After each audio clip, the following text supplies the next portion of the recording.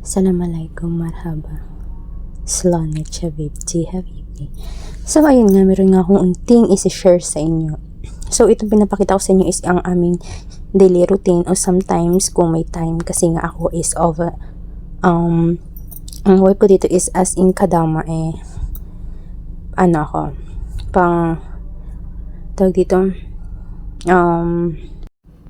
all around ako dito. So, ayun nga. Meron kasi akong unting nabasa. May page kasi akong sinalihan dito sa yung parang page ng Qatar ba yun? OFW Qatar. So, meron akong mga nabasa na ang daming gustong magpabalik. Kasi may mga amo silang sinasaktan sila.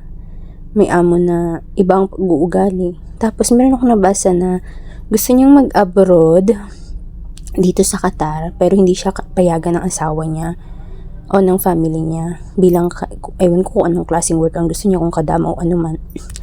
Ang payo ko lang po kasi, as in ako, first timer ako.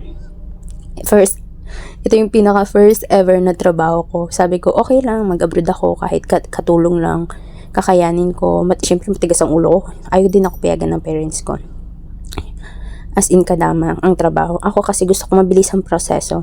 Kasi kapag mag-apply ka ng kadama as kasambahay, kahit sa ang bansa yan dito sa Middle East is mabilis lang ang proseso, 1 month, mga ganun, o more than 1 month. Pero ako kasi isang buwan lang talaga, as in nakalipad na ako dito sa Qatar bilang kadama.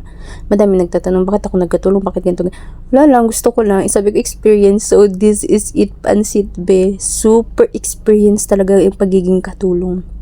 Pero share ko lang sa inyo kung malakas naman ang loob mo at kaya mo naman, why not? Gora.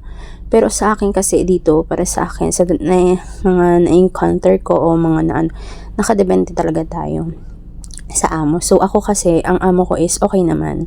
Wala namang problema. Ang problema lang, may problema pala, as in kuripot lang. Mabait sa mabait, hindi nananakit. Ang problema lang dito is mga bata. As in makakalat. Ang ayaw lang ng mga amo namin is makalat, ganito, ganyan. Pero hindi naman sila nananakit. Ang nananakit lang dito is yung mga bata.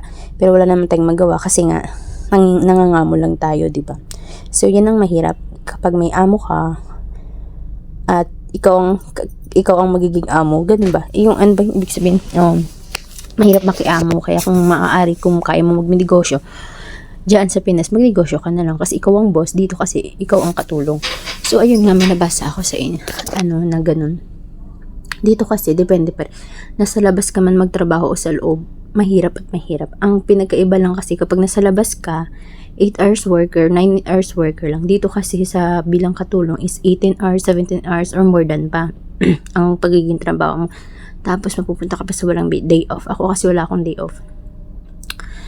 So, ayun, napakahirap dito sa loob ng bahay. Kaya, kung ako sa'yo, pag-isipan mo mabuti, mag-isip ka ng mabuti, mag-isip ka ng 100 times. Pero, kung gusto mo talaga mag-abroad, mag-apply ka na lang sa labas.